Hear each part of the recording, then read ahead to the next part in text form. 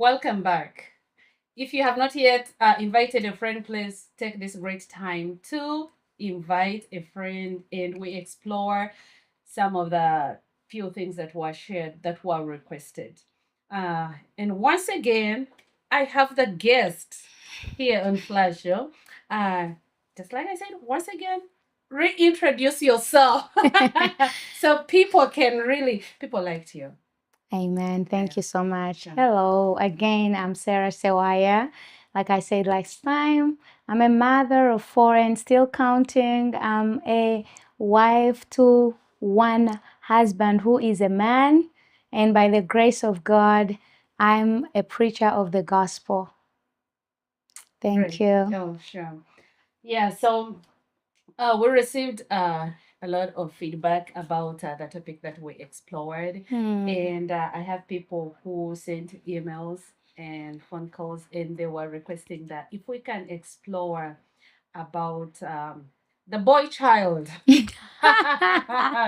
especially with mental health issues. And this, I want to speak to my community here in the diaspora, in the Ugandan community, where we have seen our children being affected by different kind of stuff.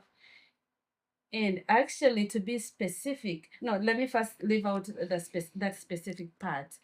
But what do you have to say about children who have been really, some are diagnosed and really are in real diagnosis of substance abuse, and maybe some are misdiagnosed. But I just want one of the parents emphasize that we should talk about mental health. What do you have to say about that? Hmm. Well, as a mother of 12-year-olds, I cannot speak from experience, but I'm speaking from observation. Right.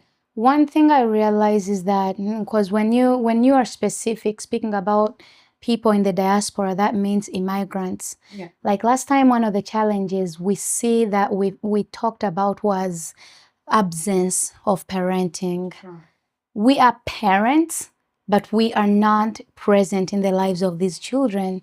And like we speak now, when you bring in the boy child, boy children thrive so much on discipleship.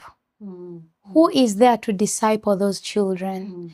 Because you realize that they're introduced to drugs by peers. One time, one of the parents, good parents, I like them, invited my sons over for a sleepover. And for me, it's a no-no because I have my boundaries. Right. Before I made that decision, I called one of the pastors who I look up to. She has grown children. And so I called her and asked her what she thinks. Although I knew what I did not want to do, but I just wanted her opinion, especially how to respond to that family because they're here, they don't understand, they may not understand what when I say no. So when I consulted from her, she told me that her children growing up, she realized that some of these children, especially how we say the rich families, their children are not attended to. And so when you send over your child for a sleepover, they go in the basements. And that's where, as young as they are, that's where they get introduced to some of these substances. And so in the long run, you think kids have gone for a sleepover. It's just a play date. But because you're not present to watch their every step, it's very easy because now kids don't, for the most part, they don't get introduced when they're adults. For the most part, it starts when they are becoming teenagers. When you look at that teenage age, that's when they are trying to identify themselves. That's when they struggle so much with self-identity. Right. So they get so much from what others think I am. So if you want to be friends with me, if I say, if you want to be friends with me, or you want me to say you're cool, you have to drink this with me. Right. You will want to do it. Right. And so it starts as little as testing. Before you know it, it has become a habit. And that's when the question is, where are we parents? Exactly. Yeah. And it comes from what you mentioned previously of not parents missing not having time, quality time with our children. And one thing I've realized is parents who send kids to sleepovers, they're working, right? They're working overnight, and they want kids to be with their neighbors, so that they can have time to work and to work doubles. But indeed, like, you don't know what those children are doing there. You send them to other parents to take care of them. Right. Like, yeah, like you said, we don't have that experience. My son is 6 years old, but he knows, like, sleepover is a no. Yeah. And that's how you're raising them. You're not giving your responsibility to another person. You want to be involved. Now, I don't say that because you do all these, you're very 100% sure they won't turn out different. But like, if I'm Christian, one thing I believe that when you look at Abraham, God speaks of Abraham. Remember that story when he was gonna destroy Sodom and Gomorrah. And then he realized he hasn't told Abraham. What did he say? He said, will I hide this thing from my friend Abraham? After all, it is him who will raise up his children in my way. The reason God speaks of that, he said he will raise his children in my way so they will inherit the good that I have promised. So, us training these children in the way, one thing we know that even if for some reason life happens in the way, they may err a little bit, but they will come back to the right way. And then they'll be able to inherit what God has promised.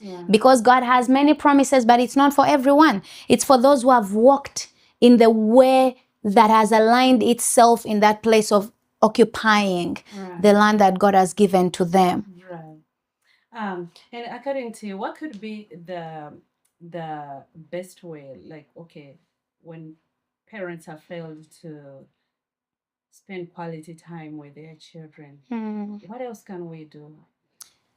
So, for all the parents, I'm sorry, I can say we've lost it. We can pray. We can pray about it. I have a book that I was reading at some point, and it says, if you don't train up a child now, you will travail forever. So if you have lost that part, there's grace. There's an opportunity to pray for those children, to be like, call them prodigal sons. When you pray them back into their rightful position. But then for us who are still on a journey, honestly, one of the things that I like, I'm not an expert, but I'm just speaking from observation, that one of the things that we can do as us growing up and training our children and raising boys or girls, it could also be girls, it is engaging them. Engage them in activities that will take up their time. Because when we grew up, there was a saying that an idle mind is a devil's workshop. When these kids are idle, they are looking for something to occupy their time. They're looking for something to do. So if you find them idle, a friend will just give them a call. Hey, find me here. And then when they go, because they're not doing anything. But if, let's say, you put your children into sports, into soccer, find any activity that your child enjoys doing. It could be music. I think that's what we call the co-curricular activities. Every kid has been given a gift. We can't say my child can't do nothing. It could be baking. It could be singing. Get them into something. And you realize that every time they're done with school, they will go to that activity. That's true. And because I like this, one thing I thank God for this nation when it comes to raising up children, it's sports. Remember when it's interesting, when we grew up, it was the opposite. When we grew up and you were so talented, let's say in music, your parents found out. And at school, you're so everywhere when it comes to MDD. they will discourage you from it, because they just want you to be a lawyer. They want you to be a doctor. They want you to be, anything else except dance, drama, and music. No sports. Here, what they do, they realize you have the talent, you have the gifting. They work hand in hand with education. When your grades, you get to a level, my kids are going to 7th grade. And so from 7th grade, they start following up your grades. When you lower your grades, they take you off of sports. So how is that helpful? A child, because they love sports so much, they will want to work hard to keep their grades up. Right. And so in there, you are benefiting. The child and the parents are benefiting. When you see your child so busy, no one's going to give them a call to mess them around, because they're either in school reading or they are doing their favorite sport. Right. And also it's just to, like, as parents, to really be mindful of who are relating with our kids. Just be watchful. I'm so watchful about my child, not because he's the only child, but one day we were at the pool and he saw a kid same age as him, giving a finger to a parent. My child was so embarrassed, like he was so embarrassed, and he couldn't believe it. Aww. And he runs to me and he tells me, "Mama, did you see that?" I'm like, "Okay." I felt bad, like he saw it. And we are in the same community, but like I never want him to hang out with those kids. When they're at the pool, we will not go there because I don't want to expose him to that. And like, be mindful of the environment, the kids that your children are hanging out with. That means that you can only know if you spend time with them. Then another thing that I really hate, I didn't do it, I don't like it, and I don't like it. And I'm not trying to take away the judge from judges, but I'm not taking my child to a judger, and I wouldn't want to advise anybody to take a child to a judger. Listen, why am I saying this? We have resources. We have resources where you can take your child for free for a full day. They are training your child the better way, which the judge cannot do. They do everything. But you know what? Because we are not exposed as, we say, for us, we are immigrants. Yeah. The money is there, the grants are there, everything is there. Right. For us, particularly immigrants, to use these funds. But they are looking for us. They can't find us. And guess what? Who are taking these things? The Caucasians. People like me, I have a good income. I don't need a voucher to take my son to a daycare or whatever. But I use a voucher. I'm not afraid of saying this. I'm using a voucher because you, the person who needs it, you're not going for it. So should I let it? I like that.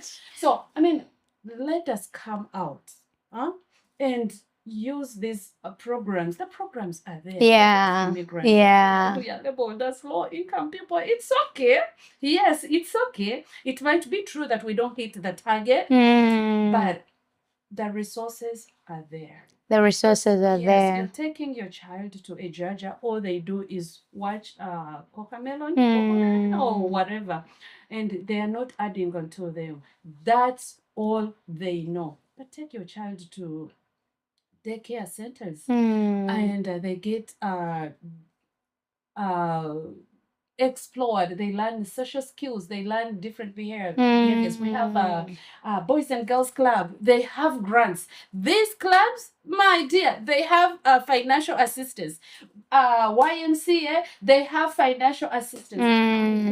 Then we have a child care circuit. They have everything. Yes. Very good person when it comes to paperwork or looking for those resources. Even my husband says, I trust my man. What? I trust my But you know why you're doing that? It is because you're intentional.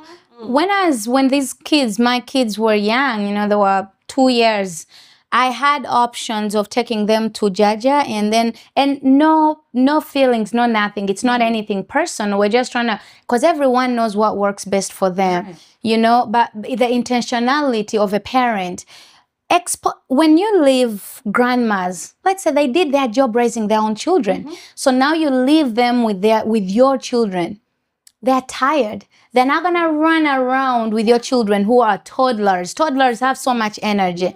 They're looking for something to do. So because you don't have the time, you are working, trying to make ends meet, what you will do is to leave them home, watching TV with Jaja, just making sure there's an adult. Are they benefiting from that? The next thing you know is that they're learning evil habits from the television. Why? Because that's all they can do. That's the exposure we have given them. But like she mentioned, with all these resources, I rejected that option of Jaja, and I decided to pursue support for daycare. So for all those toddler years, they enjoyed daycare where I could watch my kids, know what they are doing. I knew they were never on TV, at least for that time when they're at school. They come back, and you come back from, from work, pick up your kids and spend time with them, speaking into their lives. Right. Yeah. And go ahead. Sorry to cut you in. And really, what hurts me is people go out there, a mother and a father are working 2 jobs, but the money they are working is equivalent. They are paying that Jaja is the amount that they should be they can pay to the daycare center, and the Jaja is eating this money and it's not adding on to this kid, but just get that money and you take it to the daycare center. Or in the daycares, why would we work 2 jobs and we get our kid to a Jaja? Like, I wonder, like, I'm speaking from experience because it has worked for my husband and I. We never take our kid to Jaja. We don't have that much money, but we juggle it between myself and him. So what are we trying to say is, please expose your children to places, to professionals, to professional caregivers, because they add unto them. Eventually, that's why we find, like, because kids have been groomed by judges, they are not exposed. They are so timid, low self-esteem. They lack the confidence because they have not been exposed. That's why they have these mental health issues. It also stems from all that. So, like I said, we are sharing these resources. Know what to do for your children. I think the other thing about boy child, when they become teenagers, we kindly ask that fathers, men, be very intentional with grooming these boys. They are looking up to you. They are looking up to you. What you do, what you do with their mom is what they will do when they grow up. Exactly. What you do at church, what you do at home. That's why lately, I think it was Friday. So my son, like kids, misbehaved somehow. And I wanted to give him a consequence. And so, you know how you realize, you're like, okay, what more options do I have? So I ended up telling him, you know what? Write a letter. I'm going to involve your coaches. When you misbehave again, I'm going to take you out of these games. So his dad comes back. My husband comes back. And when he realized, he wrote a letter. He told him that we're going to give it to the coach right now. This boy, more than anything I've ever seen, cried and cried. Why? There is an adoration he sees when he sees this coach.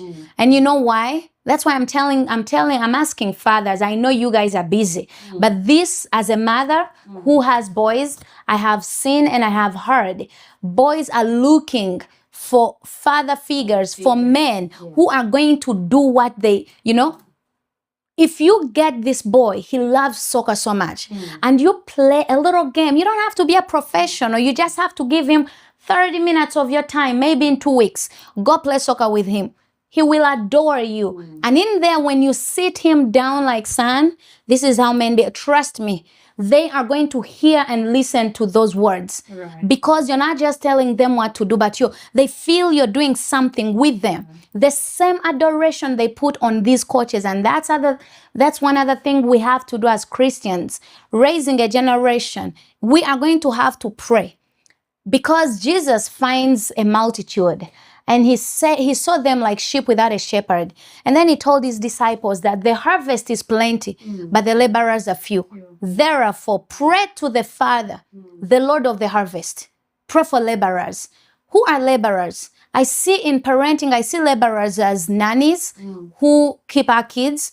I see them as coaches who have 2 hours every 2 days without children. I see laborers as teachers who spend 6 hours without children. So we need to be intentional on praying for those people because our kids listen to them like nothing else.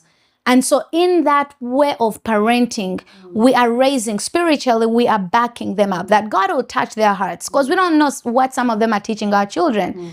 But when you pray and then you be intentional to find out what they learn, you may get a chance to undo what the enemy was planting into their lives.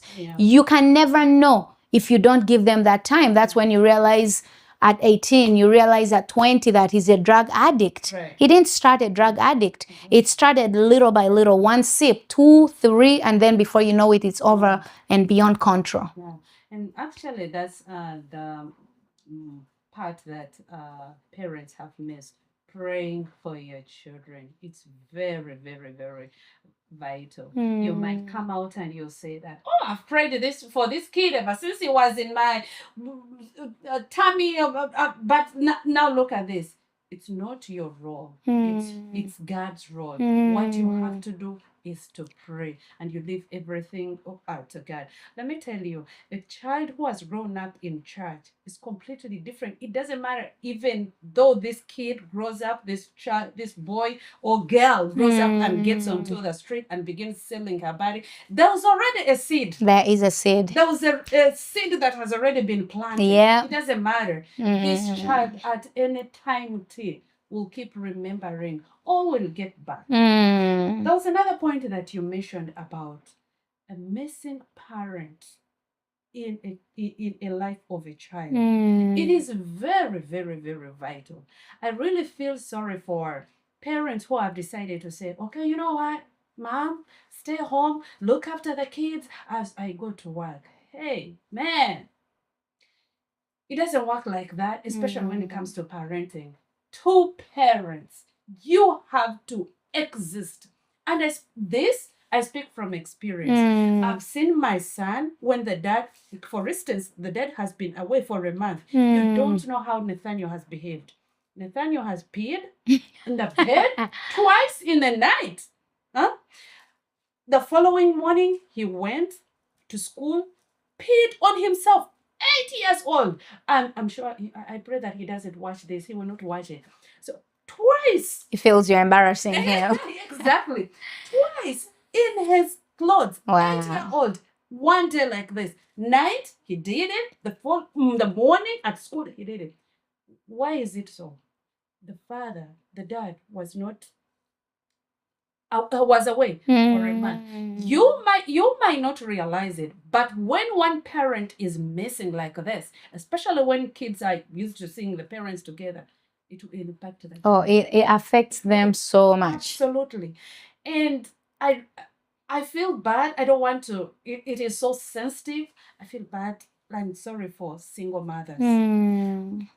You can easily tell a kid who has been raised by both parents and a kid who has been raised by a single parent. You can tell it. That much as you will try and to be a mother and a father, you can easily tell. Yeah. So I just want to advise parents there. I mean, if it has happened and you're a single parent, it has happened. You cannot control it. But if you are a parent out there, please, men, be involved in your kids' lives. Women, especially the nurses of this nation, and you feel like you are the breadwinner in the house, and you're telling your husband you have to stay home and you take care of the kids because I'm a nurse, I'm a nursing practitioner. I bring a big bread on the plate. So you have, please, you're doing a disfavor and a service to your kid. It doesn't matter how much you're bringing on the table. You have to get involved. It is very, very, very vital for both parents to get involved in the upbringing of these children. And the bottom line of that would also be that in raising children, I think I spoke about that when we were when it could have been the other session that we did last time. But the bottom line of this is that parents, children will want to emulate you. Yeah. How they see a mother live in a home with their dad, it's how girls will want to behave when they get married. How they see fathers treat their wives is how they will want to treat. So it is up to you. Do you want your children to be like you? Do you want your children to be treated the same way you treat their dad? Because the Bible says, do unto others as you would want them to do to you. Right. I think that's something for us to think about. Right. How would you want your children's future? Right. It begins with you. Right. Yeah. So thank you so much, everybody who tuned in today. I really appreciate. I mean, like, this topic is so broad, we cannot get to the edge, to the depth of it. It's just like we are scratching the tip of an iceberg. And so before we end this, let me share something small. Like, what is the funniest confession, mom confession that you would want to share on this show? I would go first. So just like you said, the kids see, and it is so it is so interesting how my son wants to see how we get so how I get so intimate and affection with my husband, who will say, "Mama, come, and Daddy, come, hug Mama.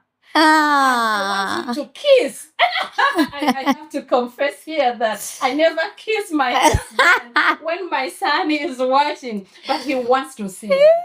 So, and I do it because this will teach this boy that as parents, as a husband and wife, we have to be intimate. So he will know, like, he will know how to treat his wife. Yeah. So that's the confession that I have to make on this show, that I don't like being so intimate and so cozy and so with my husband, but because of my son. Yeah, you do it. That's interesting. Yeah. So I have some grown kids and then my friends' kids. That part is just very funny. One time, I'm not home, and then when I came back, my friend told me that her daughter, they were in the car.